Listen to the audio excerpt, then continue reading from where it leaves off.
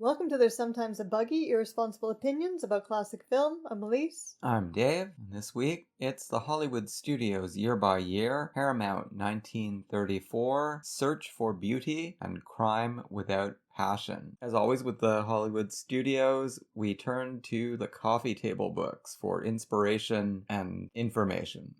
And we start with Joel W. Findler's The Hollywood Story. He has a chart that gives us everyone he thought to mention that was under contract to a studio in a given year, gives them 1, 2, or 3-star ratings, and this, in our estimation, is his assessment of the person's value on a marquee to that studio during the length of their contract. Paramount's a big one. Carole Lombard, 3 stars. Sylvia Sidney, 3 stars. Cary Grant, 3 stars. George Raft, 2 stars. Bing Crosby, 3 stars. Mae West, 3 stars. Ray Milland, 3 stars in his first year at the studio. W.C. Fields, 2 stars. Gary Cooper, 3 stars. Claudette Colbert, 3 stars. And Marlene Dietrich, 3 stars. One other facet of the Hollywood story is a rundown of Oscars awarded to each studio. If you're a fan of Hollywood history, you may know that 1934 was the year that It Happened One Night ran away with most of the major Oscars. So it's not that surprising that there wasn't much left over for Paramount. They got 1 Oscar, Cleopatra, for cinematography. Victor Milner. Well, he's great. Yeah, but not when I think of outstanding cinematographers at Paramount, not the first name that comes to mind. He did do Love Me Tonight and Trouble in Paradise. Those are good-looking movies. I mean, Paramount generally made good-looking movies. Oh, The General Died at Dawn, one of the most remarkably shot films of all time in collaboration with Louis Millstone. Next up, we turn to John Springer, The Forgotten Films to Remember. And our Paramount episode is always a little bit special because since it's the first studio each time around, I'm going to give you Springer's entire spiel on the year, summing it up as a whole. And along the way, of course, he mentions the films that he believes have stood the test of time and are remembered. The movies get their ears slapped back when, in 1934, the Legion of Decency is formed and proves to be much more powerful than anybody would have thought. So much so that the industry does some self-regulation of movie morals with the Motion Picture Production Code. Plenty of big pictures are being produced, but news is made by a couple of sleepers. It Happened One Night and The Thin Man, both made without any particular pretensions and with stars thought to be well past their peak. The stars, Gable, Powell, Colbert, Loy, move right up to another peak and stay there for a long, long time. Opera is popularized for movie audiences, at least occasional arias, with Grace Moore's One Night of Love. Goldwyn spends a fortune to promote Anna Sten, but she doesn't give Garbo or Marlena a single worried moment. Bigger movie debut news is made by a curly-topped moppet, Shirley Temple. Some others who make their first real movie dent are people like Claude Rains, Margo, Jean Muir, Anne Shirley, Francis Lederer, Jack Benny, and from England, Madeleine Carroll, Robert Donat, Jesse Matthews, and Elizabeth Bergner. A couple of ingenues, Betty Davis and Carole Lombard, finally get roles to head them on their starry way. Some of the better pictures of the year, in alphabetical order: the Hecht-MacArthur Crime Without Passion, this interests us this week, Astaire and Rogers in The Gay Divorcee, John Ford's The Lost Patrol, Robert Flaherty's Man of Iran, George Arliss's House of Rothschild, the Lubitsch Chevalier MacDonald Merry Widow, the Leslie Howard Betty Davis of Human Bondage, Our Daily Bread, ignored at the time but now considered one of King Vidor's masterpieces, and Howard Hawks' 20th Century, with Barrymore and Lombard. Others good, popular, or both, would include Shearer's Barrett's of Wimpole Street, Bergner's Catherine the Great, Donat's Count of Monte Cristo, Frederick March's Death Takes a Holiday, Colbert's Imitation of Life, Little Miss Marker, Gable Powell Loy's Manhattan Melodrama, and Wallace Beery's Viva Villa. And then there were the others, as good, but not as well remembered. And this is the part of our show when I zero in on Paramount movies that Springer wants us to remember, and there are quite a few this time. Dorothy Wilson, an underrated young actress, had one of the few roles that made any demands on her in 8 Girls in a Boat. The movie dealt, simply and without sensationalism, with the pregnancy of a schoolgirl, but it was Miss Wilson's performance that made it worthy of note. Richard Wallace directed the screenplay by Louis Foster and Casey Robinson. Joseph von Sternberg brought out his version of the Catherine the Great story, The Scarlet Empress, in 1934. Seldom has von Sternberg been more excessive than in his pageant of madness, passion, and intrigue in the barbaric Russian court. There may have been little depth in the characterization of Marlene Dietrich, I contest that. but she has seldom been more lovingly photographed against sables, gargoyles, and all manner of bizarre furnishings. There were also Louise Dresser as Empress Elizabeth and Sam Jaffe virtually running berserk as the Mad Peter. Screenplay by Manuel Kumroff. I am very surprised that the Bergner, Catherine the Great, and Crime Without Passion are listed as remembered films and The Scarlet Empress as forgotten, considering that I have never seen the Bergner, Catherine the Great, and I haven't seen this movie and don't remember hearing about it before today. Scarlet Empress was all over the place when I was a budding cinephile in the early mid-90s. Well, this book came out in 1980. That could be part of it, and the other part just could be that John Springer traveled in different circles than we did. I think the Scarlet Empress was in very rough shape for a long time. I seem to recall that. People complaining in early online threads about copies they'd seen and talking about it getting cleaned up for Criterion. Miriam Hopkins, as a chorus girl who has witnessed a gangland killing and escapes to Princeton, where she masquerades as the most unlikely boy in the world. That's a sentence that just shouldn't end there, but does. Bing Crosby and Eddie Nugent are the college roommates who hide her out, Bing taking time off every so often to croon songs like Love in Bloom to Kitty Carlisle, the dean's daughter. And this was She Loves Me Not, based on an Edward Hope novel and Howard Lindsay play, and a thoroughly entertaining movie as directed by Elliot Nugent and scripted by Benjamin Glazer. Yeah, that one sounded great on the page here, but when I saw it finally, I wasn't that impressed. Sylvia Sidney, dressed to the teeth and being happily romantic, had one of her rare excursions into comedy in 30 Day Princess, which had no slums and no social problems. She was a joy, and so was the movie, in which she impersonated both an out-of-work actress and the princess for whom the actress takes over. Cary Grant was the leading man, and a princess can't find a Prince Charming more tall, dark, and handsome. Marion Garing directed. Clarence Buddington Kellen's story was adapted by several writers, including Preston Sturges. Always accepting his masterpiece, The Bank Dick, W.C. Fields had his very best movie year in 1934. Certainly there is nothing forgotten about such of his pictures of the year as It's a Gift, The Old-Fashioned Way, and his miraculous Mr. Macabre of David Copperfield, which was released just a few days after the 1935 New Year. Other actors predominated, although W.C. was far from submerged, in Mrs. Wiggs of the Cabbage Patch and Six of a Kind, but it was You're Telling Me, unaccountably almost unknown today, which to our mind was the Fields movie of this big Fields year. This one got him into all kinds of his usual and some unexpected trouble, and finally paired him with a princess, Adrienne Ames, so you know she was a pretty princess, who got him out of his jams. Earl Kenton directed J.P. McAvoy's screenplay. The President Vanishes was effective topical melodrama, directed by William Wellman, with good actors. Arthur Byron, Janet Beecher, Edward Ellis, Osgood Perkins, Paul Kelly, among others. And Murder at the Vanities had a popular cast, a rudimentary murder plot, and songs like Cocktails for Two and a tribute to marijuana, along with chorus girls like Toby Wing. Paramount was making the most of Toby Wing in 1934. But are there any other chorus girls like Toby Wing? And finally, The Paramount Story by John Douglas Eames. We haven't had this come up all that often. For this particular coffee table book, there are pretty sizable write-ups on most movies, but there are about 10 or 15 movies that just don't get much attention at all from Eames, and Search for Beauty is one of them. He says, the male and female Olympic swimming champions are deluded into becoming fronts for Get rich, quick promoters. Cast list: Buster Crabbe, Ida Lupino, Robert Armstrong, Gertrude Michael, and director Erle Kenton. It's become one of the go-to pre-code subjects for analysis. Is that because of the naked butts of the men? I'm sure that's part of it, right? That is something that you don't get a lot, even in the pre-code era. It's the only time I've seen this in any movies of the studio era. Maybe there are potboilers where butts get naked in the pre-code era. I know everyone talks about there's a Tarzan where you can see Maureen O'Sullivan's naked body when she's under the water, and there's other things like that. But this is just a flat out naked butt. There's no screen in front of it. There's no water in front of it. They just wander into the locker room and nobody bothers to cover up. Or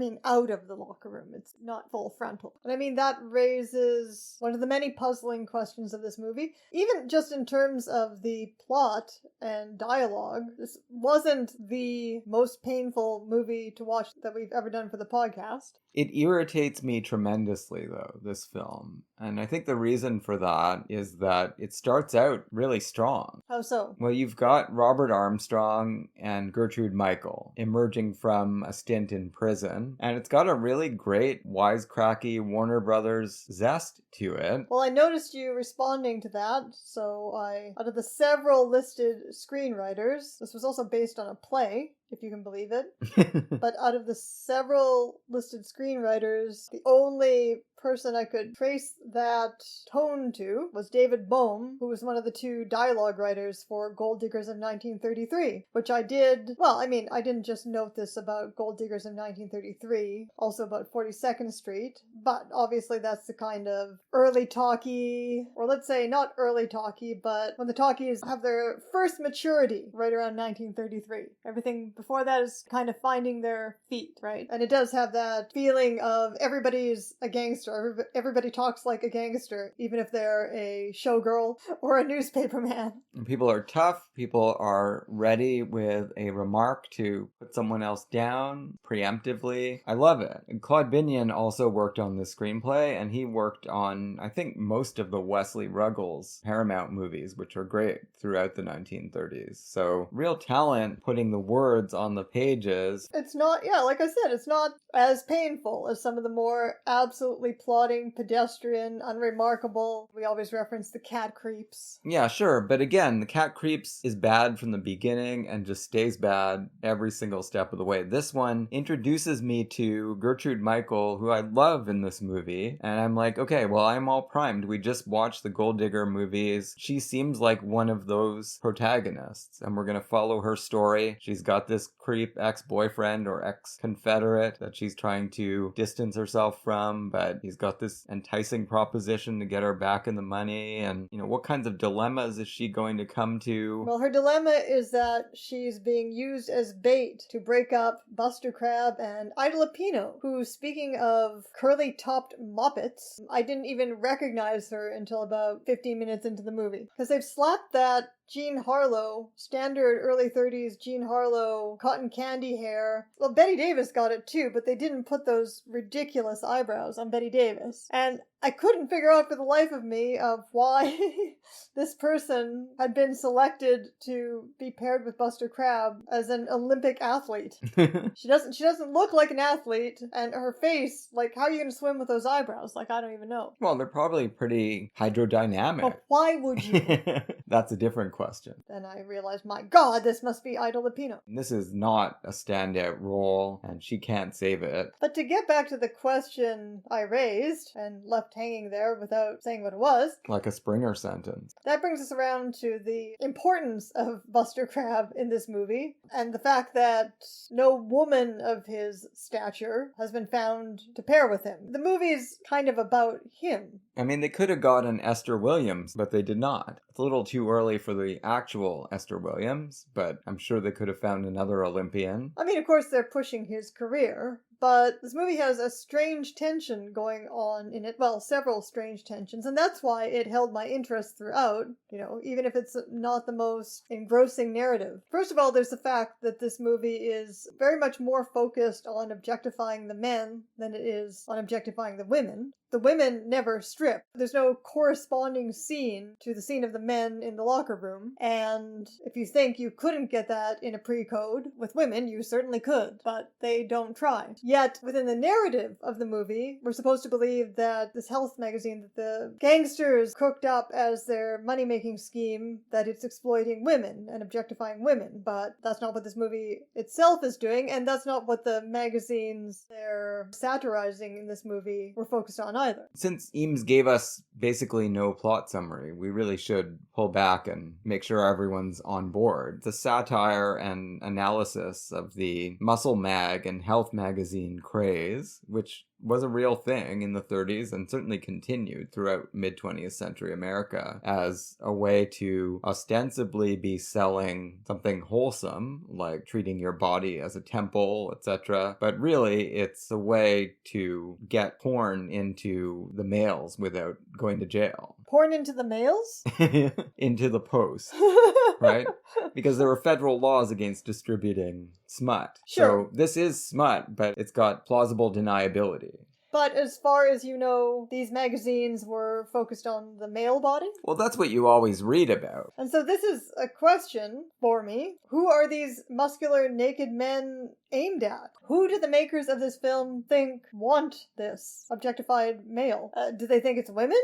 Or is this movie aimed at gay men? I guess maybe they're thinking if they can get enough of those two groups, you got yourself a hit. If this is an early attempt by movies to sell to a gay male demographic, to single out that demographic, which I guess is more familiar to us now from television, it was aborted right away because, the code is about to come into effect. And that's the other interesting, the code is about to really be enforced. Right, as everyone probably knows, but just in case, the production code came into being in 1930, but it was not really enforced until about midway through 1934 because of pressure from the Legion of Decency, as Springer reminds us. And this seems to be a meta level within the movie as well, as these gangsters try to find a way to subvert the magazine world's version of the production code. This board of directors that they have to pass things through. Pulled from a cross-section of society, including one person who turns out to be an undercover Fed in the movie's startling conclusion. And two Mrs. Grandies. Right. Who allow themselves to wax rapturous about the smut stories. They like a good bodice ripper. As long as there is a moral to redeem it. And I guess the moral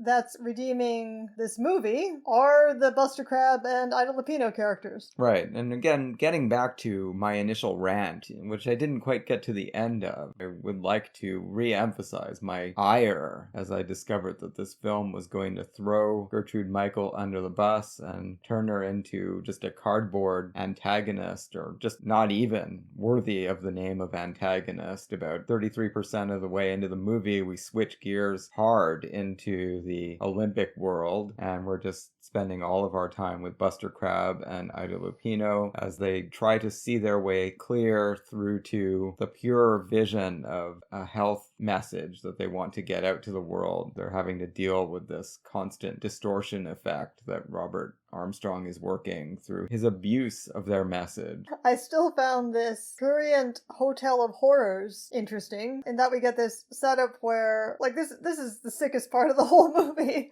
when Robert Armstrong's gangster decides that the right angle for this exercise retreat is to attract wealthy older patrons who are going to come here attracted by the young meat, the beauty contest winners, or healthy beauty contest winners, which paralleled the actual beauty contest that Paramount ran to publicize the movie. Yeah, well, this movie has several stages to it, and it's a constant game of whack-a-mole that are wholesome pair of health nuts. At every turn, they think that they found a way to take up the megaphone and encourage health and good habits. And Robert Armstrong is consistently trying to, bend that in another direction. So it starts out with, okay, we're going to use these Olympians as our figureheads, editors of the magazine, but the magazine is really going to be for creeps out there. Images of scantily clad girls exercising and stories about similar young girls losing their virtue. When things come to a head, they try to get Buster Crabbe out of their hair by sending him off on this goodwill tour, drumming up support for the beauty contest or the health contest. When he realizes what they've been doing in his absence and tries to come back, they hit upon this secondary scheme, which is to get him out of the magazine by giving him this property that came along with the deed to the magazine. I don't really exactly understand how the magazine and the property were linked. I'm sure they explained, but I think I've forgotten already. We're going to run the magazine. It's going to be for pigs, and you guys can do your healthy thing over on that property, and we'll each have our own separate fiefdoms. Yeah, I don't have to go as far as for pigs.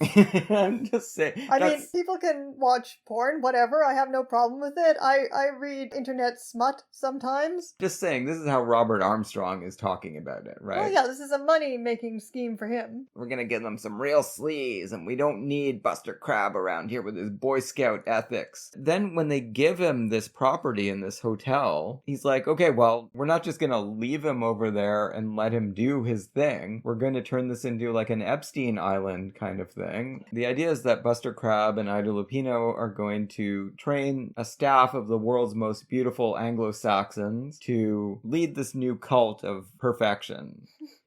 And they're going to charge a lot of money and raise a lot of money for the cause. They're going to bring in these wealthy patrons and really get them to shape up. But of course, from the Armstrong side, he immediately cottons to the notion that you could just whisper in these people's ears that they can sexually assault the health leaders, the beauty contest winners at this hotel. And this does seem to get around the Epstein class circles of the time. This is a real sensation. And these people show up at the hotel expecting a very randy experience. Instead of which they're going to get a cold douche of health.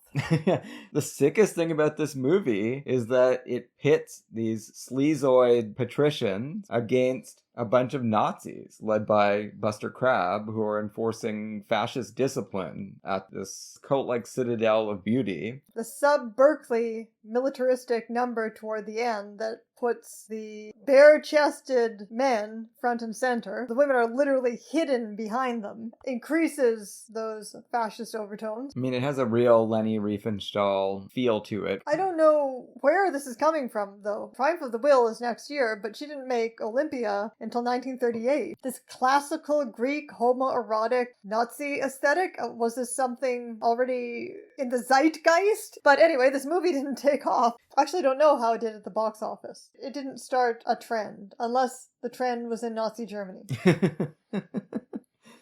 And then when you really think about this magazine, does it make any sense? Is this a thing that could ever have existed? Or is this Robert Armstrong's innovation? Because it has, much like the Epstein Hotel of Horrors, it has cross-gender appeal. It's got smut for the ladies who like their porn to be in narrative form.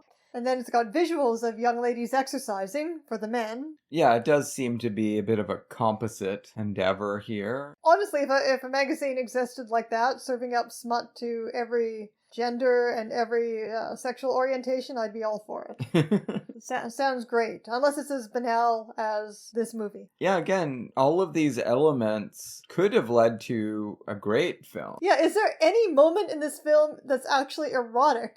That's the question. Getting to know Gertrude Michael is the best. Maybe for a gay man watching the shower scene and seeing that it's clear that Buster Crabbe is completely naked in that shower. We should talk about Buster Crabbe. How did he strike you? Because, I mean, I really found him useless in this movie. I thought he was likable enough. He's not the most wooden actor I've ever seen. He is playing a clueless, dim-witted character, though. Yeah. Ida Lupino's one thing you can say about her character, she's at least got something on the ball. She does try to save Toby Wing's virtue. She's smarter than Robert Armstrong and outwits him in the end. Yeah, and she outwits Gertrude Michael. Yeah. Which is more impressive. But I'm not too sure what's going on with Toby Wing's character either, because her funniest moment is probably when she's posing for the visuals that accompany these true confessions, smut stories, just to set the imagination going. And she's supposed to be fighting off a man, and I don't know, I think it's Ida Lupino who walks in and asks her what she's doing, and she kind of guffaws and says, "I'm supposed to be fighting for my honor. Which makes it seem like she's promiscuous, but then later on, Ida Lupino, in a very Epstein-coded moment, objects to these creepy rapist men. Yeah, I think that scene is the most effective in terms of it actually approaches stakes. She gets invited to this party by a guy that says he's a big producer. I'm talking about Toby Wing. She goes, and they're forcing her to dance on a table, and it's really disturbing. The movie successfully communicates that as soon as the camera turns away, they're going to sexually assault her. I guess so, although... They're pretty rough with her. I mean, they won't let her leave, and Ida Lupino comes in and basically substitutes herself. Yeah, to me there is a kind of hilarity in the fact that it's strongly implied when that guy who's lured her there in the first place, pulls her back in and says she can't go anywhere, the party's just getting started, and then we cut to another scene. It's strongly implied that they're going to gang rape her, but then next time we come back to the room, all she's doing is really wearily dancing. I just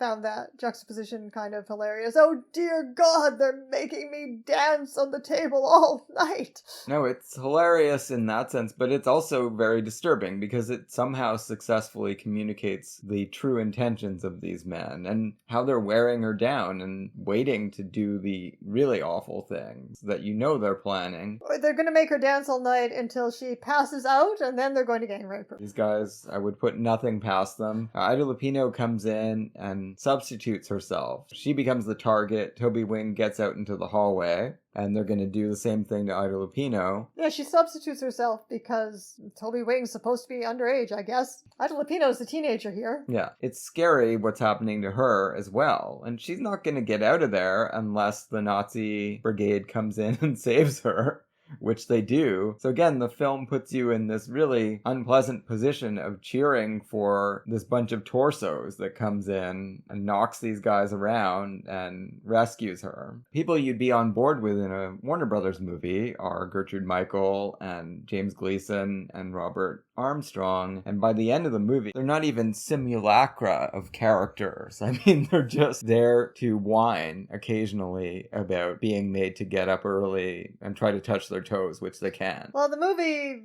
doesn't think much of the rich, that's for sure, and it doesn't think much of the gangsters. It thinks a great deal about Boy Scouts who bench press. So John Douglas Eames does have more to say about Crime Without Passion. Critics and customers, who should have been more numerous, were dazzled and thrilled by Crime Without Passion, written, produced, and directed by Ben Hecht and Charles MacArthur, collaborators on plays and films for many years. Having the Astoria, New York studio practically to themselves, they, photographer Lee Garmes and special effects director Slavko Vorkapich, unveiled many striking technical innovations, later widely copied. The moody melodrama concerned an attorney who knows all the angles of criminal law, which comes in handy when, fired by jealousy, he kills his mistress, or so he thinks. Claude Rains, seen by moviegoers for the first time, in parentheses here they say he was only heard in The Invisible Man, scored brilliantly in the lead, with Margo as his girl, Whitney Bourne, Stanley Ridges, Greta Granstedt, and Esther Dale in support. Here we are coming across Slavko Vorkapich again. Yeah, after the interesting montage work he did for the RKO film Sweepings, we're also coming across Claude Rains again, very quickly after witnessing his debut in Invisible Man. I don't think that we did that on purpose, but you never know. I wouldn't put it past us a few years ago when we were setting up the schedule. You'd have to ask our past selves. We didn't have the most laudatory things to say about The Invisible Man or even Claude Rains' performance in that film, but here we're starting to get the real Claude Rains, I think. Well, this character is a lot more psychologically complicated. He is still a bit of a ranting megalomaniac, though, so it's a really interesting point of comparison with Invisible Man. This movie started out, very startlingly, with a jaw-dropping montage, just because it was so boldly experimental. Definitely not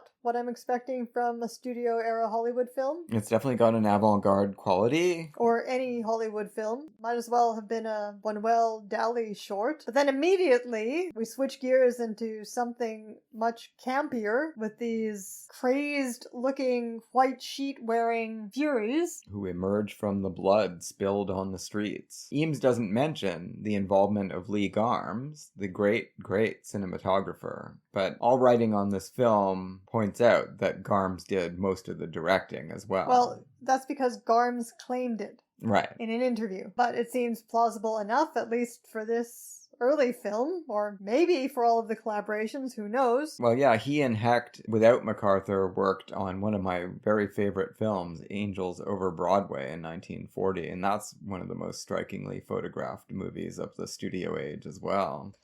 But yeah, so this whole beginning is nothing that you would expect from a Hollywood movie. Well, neither is really anything that follows, although the plot and atmosphere are reminiscent of a particularly Twilight Zone-ish film noir. Of course, you're not supposed to get a film noir in 1934, so is this too early for anybody to claim it's the first film noir, and that's why the claim isn't there? Yeah, I guess they would probably say it's partaking of the expressionist mode. No, this is just a film noir. All right, if you want to make that claim. Although it's more avant-garde than most film noirs. You heard it here first, people. This is the inaugural film noir. Yeah, it's not just a crime story. It's definitely not a gangster movie. It's a florid, expressionistic, psychological urban melodrama. Yeah, with a protagonist at the center who is ultimately going to do something terrible and have a downfall. And who's going to be tripped up by fate, by sheer coincidence. The stars are arrayed against him, but when we first meet him, that seems to be far from the case. He is one of New York's most successful lawyers, again, hearkening back to John Barrymore in Counselor at Law. Yeah, not much harkening back, though. No, just the same kind of social position. He's an extremely talented lawyer, and people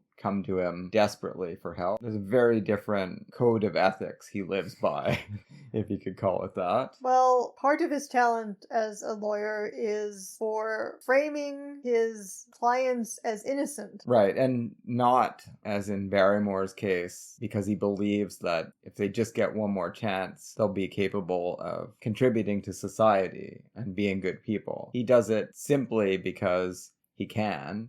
Well, I wouldn't go that far. He does at one point in one of his elaborate speeches suggest that he has some kind of sympathy for the damned, for people who, by urban alienation, I guess, have been driven to commit crimes of passion. Right, but he does also say the electric chair is too good for this guy that I'm about to save. Well, he has many contradictory opinions about all things. He contains multitudes, and he at least contains one other self that we get to know. He subdivides into two Claude Rainses at various points throughout the film, and more as his situation gets more desperate. So we find out that in addition to this dubious law career, his other main character trait is his relationship with women. This is his hobby. He says a lot of messed up, contradictory things about that as well. In one breath, in his first scene, he says that he likes to pull women apart and see what makes them tick, and that he likes to lavish them with attention and affection that makes them dependent on him. And how these two things relate to each other are for the viewer to put together. Yeah, to me that didn't seem all that contradictory. Basically, he gets extremely interested in someone for a short period, sucks all of the juice out of them, and then leaves the husk. Yeah, but what about the see what makes them tick part? Because there's, in addition to sucking the juice out, which I guess pulls them apart, there's some kind of psychological interest in the results.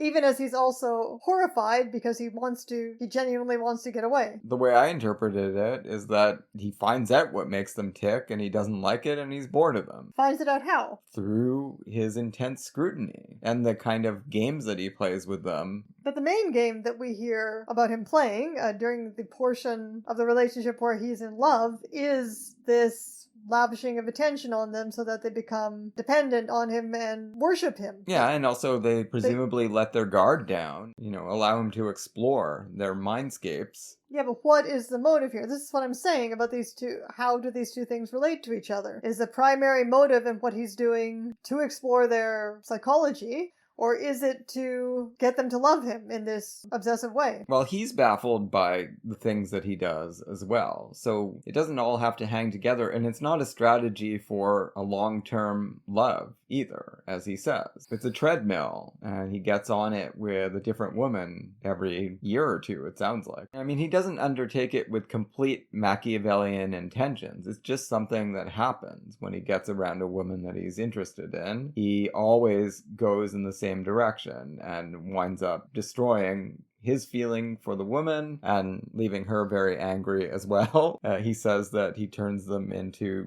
65 wives or something like that. I did think it was interesting that at least part of what he's talking about, this combination of sociopathic manipulation and paying elaborate attention to a woman, seemingly unrelated. Both impulses are there, but it's not like one is covering for the other, right? That this so closely resembles this term that's become popular in the last few years on the internet, love bombing, which is the new gaslighting, which is exactly what he's describing here. Lavishing a woman with attention early on in the relationship and acting yourself very dependent on her in order to create this dependency on her so that later on you can get away with anything? Get away with anything, yeah. That's not at all what he's doing. He doesn't want to get away with things. He wants to get away. So it's not a strategy for holding someone in thrall. Yeah, I can't remember exactly everything that's included under the rubric of love bombing. Dumping the woman after she's become dependent on you might be a variation on that.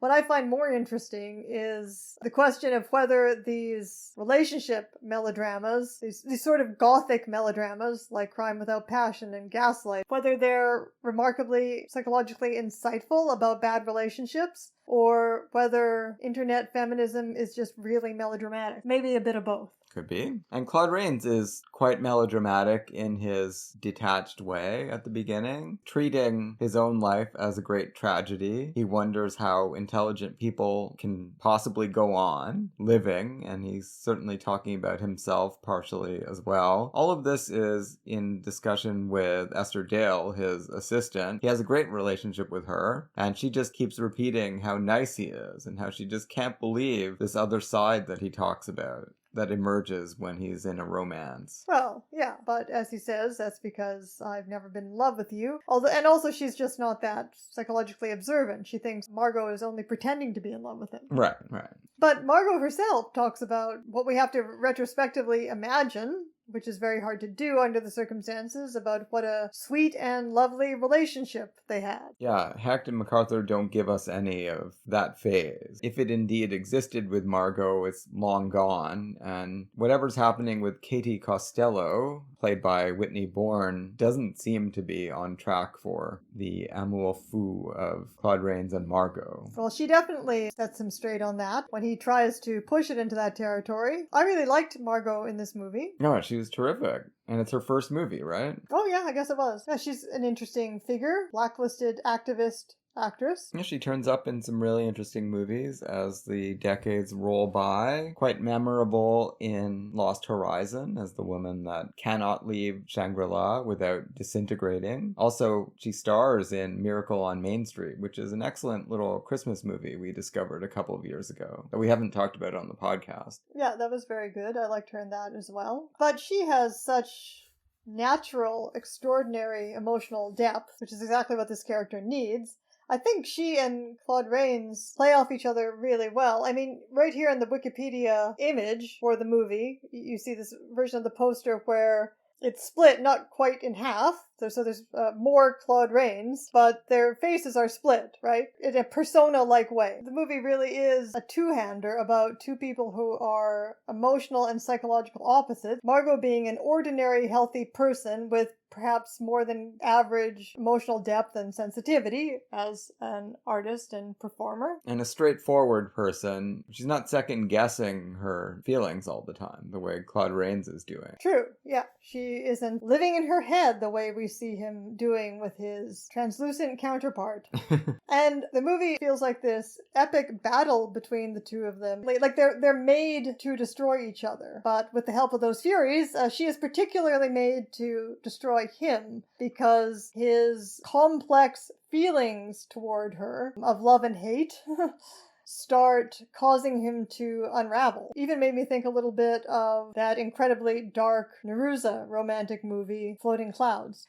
Because it does seem like he's aware that on some level he is still in love with this woman, but he can't break his own perverse, self-destructive behaviors. Just cannot access that love for more than the initial phase of the relationship. And so he keeps moving on and trying to do this with other people. But Margo, I think we have to imagine that she is the most emotionally authentic woman who's been his victim. And for that reason, she's going to be his undoing. Yeah, his attempt to extricate himself from this one is not going to go the way it always has before. We have to rely a lot on his own self-dramatization. And what he tells Esther Dale is that this is a constantly recurring process where he meets a woman, tries to rip her apart, see what's inside, focuses on her intensely for a brief period, and then ditches her. And that process can take a while as well, but he's always managed to get out of it before. And this time, well, the movie is the proof that he's not going to get out. He is going to ensnare himself in his own machinations. And not in the way that you usually see that happen, right? The title is great because it makes so much sense by the end of the movie, but it really keeps you guessing as to what exactly it's referring to as the movie goes along. It seems like it's headed toward, okay, he's gonna flip out somehow and kill her, but that's not at all what happens. Her death, or seeming death, is a total accident, and the movie takes pains to show us. This happens in movies all the time. A gun goes off, and you're not supposed to blame the person that doesn't happen to get shot, but he immediately leaps into dispassionate problem-solving mode. Well, half of him does. And that half is giving direction to... Well, this is the point at which he dissociates. He doesn't do a very good job of checking whether she's alive or not, so there, he's not playing the game very well. Well, he touches her hand for 1 second, and his other self tells him there's no time for sentimentality. Right. But obviously he leaps to the conclusion that she's dead, partly out of guilt for what he's been doing to her, and partly because of his wish that she would die, because of his hostility toward her. And the movie plays fair with the viewer, which is something that I remarked upon particularly on this viewing. Long before Claude Rains and the audience sees Margo again, we're given a scene where a cleaning woman goes into Margo's apartment and she doesn't scream. So right there, of course, there's so much else going on in the movie, you don't necessarily register that Margo's not dead. No. But you could, based on that scene. It's a reasonable inference to conclude that Margo is going to turn up again very much alive. Yeah, well, luckily I did not have that thought, so I was almost as surprised as he was when he sees her again, although we do get tipped off, definitely. We do get prepared a few minutes beforehand by the movie. I mean, the movie, by that point, needs that little flourish. Well, yeah, so that we can be wondering what exactly is going to happen when he sees this woman he thinks he's killed. The other reason, of course, that he leaps to the conclusion that he's killed her is that everything that's happened has been perfectly set up to frame him for murdering her. Like, that's why he doesn't try to call the police and say it was an accident. Everything makes it look like he's going to murder her because of his own stupidity. His own stupidity in the way in which he's been trying to get rid of her by making himself look like a jealous lover, driving her insane with his unfounded jealousy. She's been talking during this confrontation between them about how she's thinking about killing herself and framing him for it. The original sin from which all of the tragedy grows is this decision to use his old framing tricks in a completely novel way by setting up an encounter between Margo and her ex-boyfriend Stanley Bridges as Eddie White, who's a kind of down-on-his-luck Broadway hanger-on, small-time gambler or something. He places a personal ad that is calculated to draw Eddie White over to Margo's dressing room, and he makes a point of showing up at exactly the right time so that he can catch all of this happening and then make ridiculous claims about how she is still in love with her ex-boyfriend or in some way connected with him, letting himself off easy in this planned retreat from the relationship. But also making her disgusted with him, deliberately making her disgusted with him. I thought that was more his motivation. Well, when she finds out that he planted the story. But even when she's just tormenting her with his jealousy for no reason. Yeah, but there it's much more insidious, right? When she doesn't know. I mean, he never means for her to find out that he planted the personal ad, because she's got to defend herself against his accusations. I guess so, but she's already getting really, really fed up and just actually losing her mind. And we do get some scenes where she talks this over with her confidant, Buster, played by the great Fanny Brice, who's not credited in the film. Yeah, you don't see her in a lot of movies. No, and this is one of the perks of filming in Astoria, Queens, the way this movie was, because you could just grab people off Broadway anytime you wanted. And Hecht-MacArthur had Algonquin Round Table Association, so this is kind of like a hangout picture in that sense, right? People stop by. Obviously, if you're not credited, you're not drawing a salary. No, but this is a very important role in the movie. It is, right? So the fact that she doesn't take money for it is huge. Just wants to help her buddies. And she's great. I really liked her in this movie. And she has a certain elan. Yeah, but she's got a bit of an Aline McMahon quality to her, you know, level-headed showgirl, trying to talk Margo down from the most elevated agonies that she's experiencing. Well, she's a lot calmer and more likable than Aline McMahon in Gold Diggers of 1933. Well, I think Aline McMahon's always likable, but she's less confrontational. His crime is rooted in his dampened or extinguished passion for Margo, and he sets this trap for her totally dispassionately. Also not. Well, that's something I you think... don't act this fucking crazy if you're totally dispassionate about somebody. You maybe just break up with them. Well, he says he can't do that because every time he goes over, it turns into an epidemic of kisses and he's back where he started. Yeah, well, grow some balls. He's a bit of an unreliable narrator in that sense, so we could easily question the things he's saying.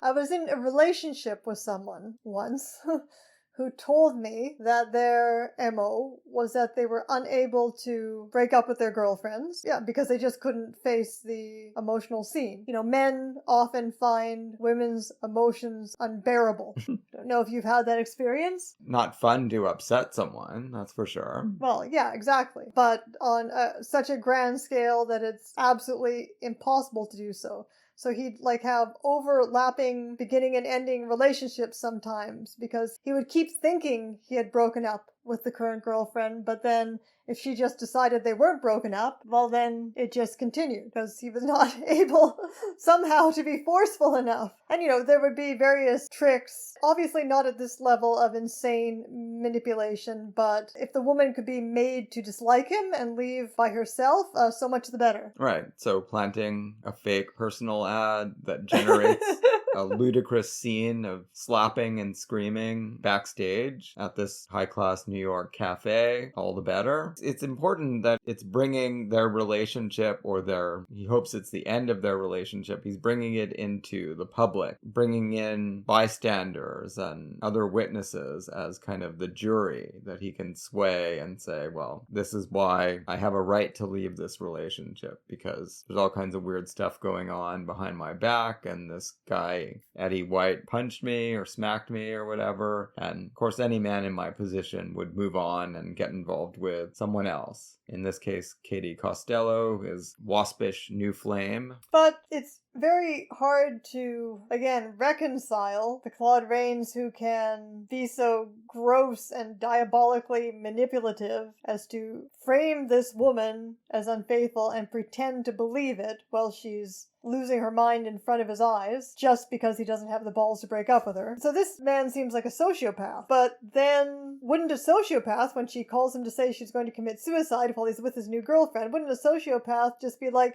yeah, great, do it, and then hang up? Or go over there to, have a little fun and torment her into jumping out the window. Push her even further. Yeah. Instead of which he seems to be genuinely concerned to want to prevent this, although that doesn't stop them from immediately falling into another sick, bitter argument as soon as he gets there. So this is where the movie gets most interesting for me and really gets into the unpleasant and ambiguous relationship territory of something like Floating Clouds. Yeah, and he chastises her for bringing the notion of suicide into all of this. He thinks that this is beneath her, so he obviously has high regard for her. Well, we know he does because after he thinks he's killed her, that's what he confesses to Whitney Bourne. He says she was good and I killed her. And that scene, it's mortifying, right? And this is where you start to feel for Claude Rains, even though he's been such a vicious jerk. He makes this huge confession to Whitney Bourne, and she's just like, I am leaving right now. I don't give a shit about your crazies. This is ridiculous. You killed your ex-girlfriend, and I'm supposed to be energized and passionate about you because of this? You've got the wrong person. And he certainly does have the wrong person. That was really unexpected. The way his spirit self is approaching this is that this is a grand opportunity to prove his genius once again, and, you know, with the stakes higher than they've ever been before. Yeah, but his fleshy self is doing some really dumb things, like confessing immediately to a person he barely knows. Yeah, is falling apart and is unraveling. And he's dropping things that he really needs to hang on to if he's going to preserve this string of false alibis that he's developing. So the way it all completely falls apart is when he runs into this other showgirl who's now, unbeknownst to him, dating Eddie White, and unbeknownst to us. As soon as you see him bump into a woman in front of the movie theater, and he's made it very clear to us through his self-talk that getting into that theater and pretending to have been there much longer than he was, you know that he's going to be called on it. Yeah, you know that, but I never try to get ahead of a movie. I just try to enjoy the story. And so I was still hoping on some level that his genius self was going to be able to find a way around that, right? But no, his genius self is an idiot, because as he's sitting there in the nightclub with this woman who saw him earlier, she's absolutely able to see through everything he's doing. He's not successfully manipulating her in any way, and she's just a dim-witted showgirl. She's completely humiliating him, saying things like, oh, look, if you had some reason to pretend you were at the theater at a different time than you were, I know perfectly well that was you. You were holding your collar up over your face, just like you're doing right now. So he doesn't seem like much of a diabolical mastermind at that moment. No, and it's a very asymmetrical struggle there that we're witnessing, because on his side, he has no doubt that he has killed Margo, and everything, his life depends on banishing these ideas from this acquaintance's mind, that he was at the theater later than 3:30. And for her, she knows Margo is alive, and the worst that he's guilty of is just stuff that everyone knows he's doing all the time, which is cheating on his girlfriend. And that's really what sinks him, because she's taking it all so lightly, and she refuses to fall for any of his, in his mind, steel trap arguments that he's laying down for her. He's so used to dealing with high stakes situations, and he thinks he's in one, and when he's in front of a jury, obviously life and death hangs in the balance. He can't even function in a normal conversation that she's trying to have. Let's just wink at your peccadillos. The reason that everything gets so heated is because he just won't let it go. She doesn't care. Yeah. He just won't stop, and he's getting really hammered, which kind of sneaks up on him and on the viewer, how drunk he is by the time Eddie shows up. Dude is falling apart. And again, the reason he keeps insisting on it is because this is his brilliant alibi. He just can't believe that she's not going to fall into line. But anyway, then the great coup de cinéma of the movie occurs. Eddie White, her new boyfriend, shows up, and of course, fresh from this recent confrontation with Claude Rains, the blood is immediately at a high temperature, and Rains is hammered, and it starts to feel like everyone's ganging up on him. The situation just escalates so quickly, and we haven't seen Claude Rains do anything violent. Well, he just happens to have that gun in his pocket, the way Jean Dielman just happens to have the scissors on her vanity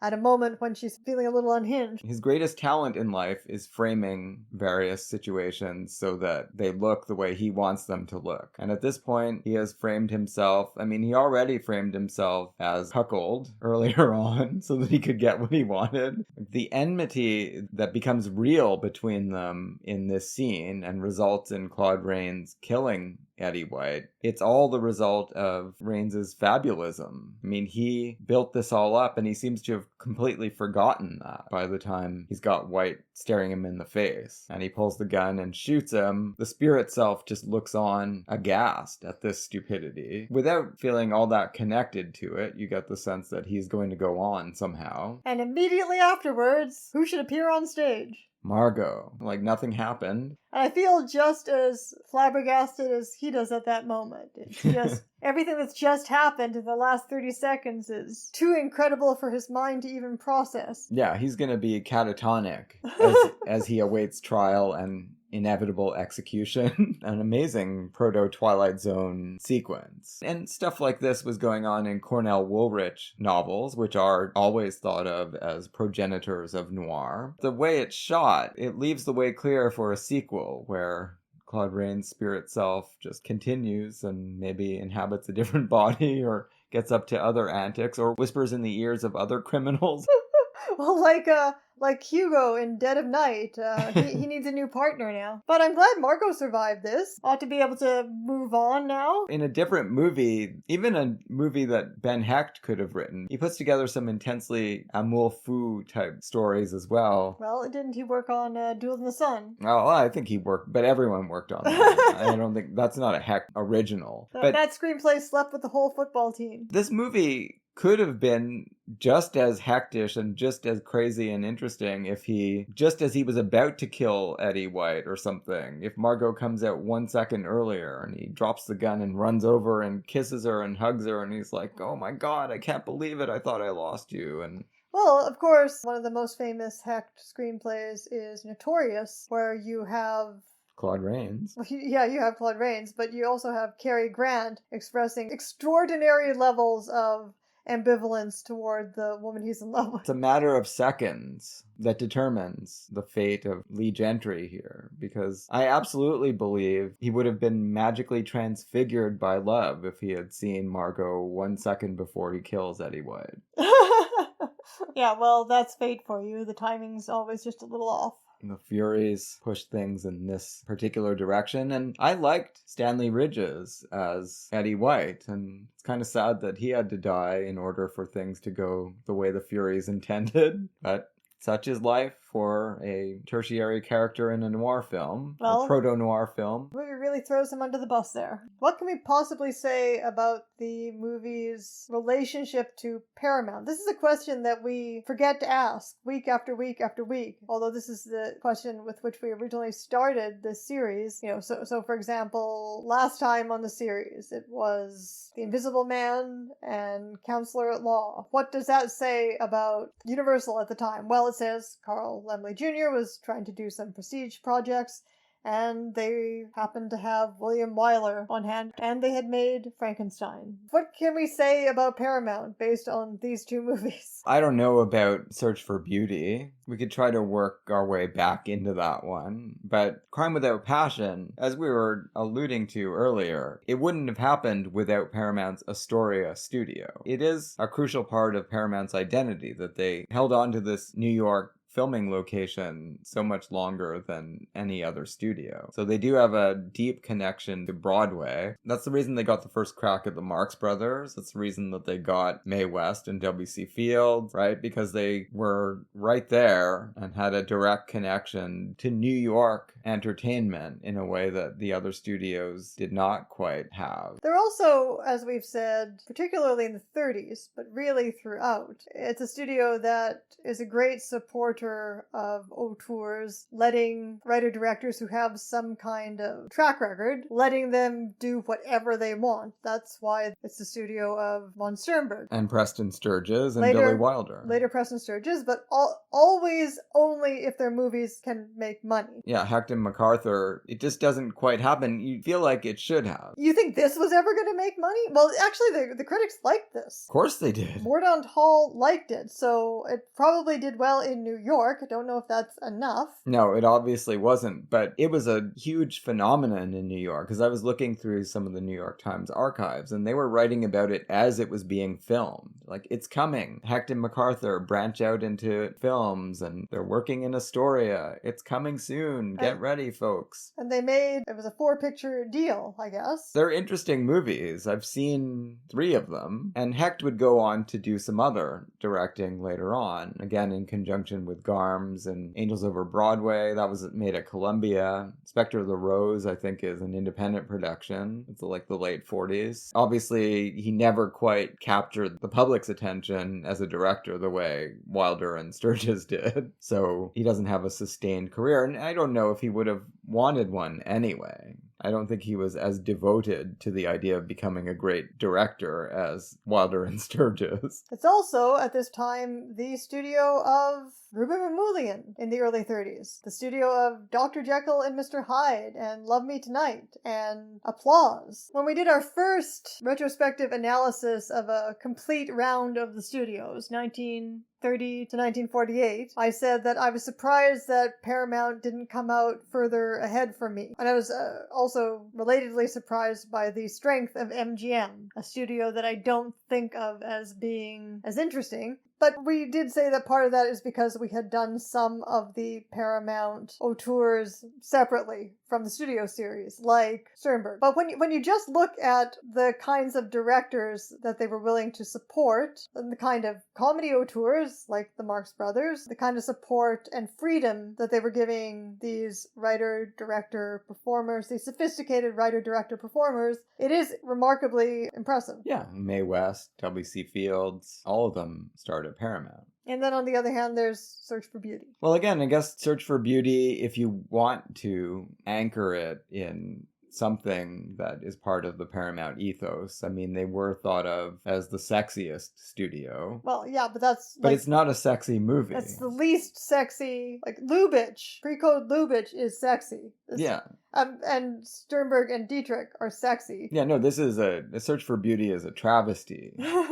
Next time on the podcast, it's our special subject for March 2026. This will be the first of an ongoing series entitled Elisa's Family Freakouts. We'll be talking about To Sleep with Anger and the Royal Tenenbaums. Looking forward to that.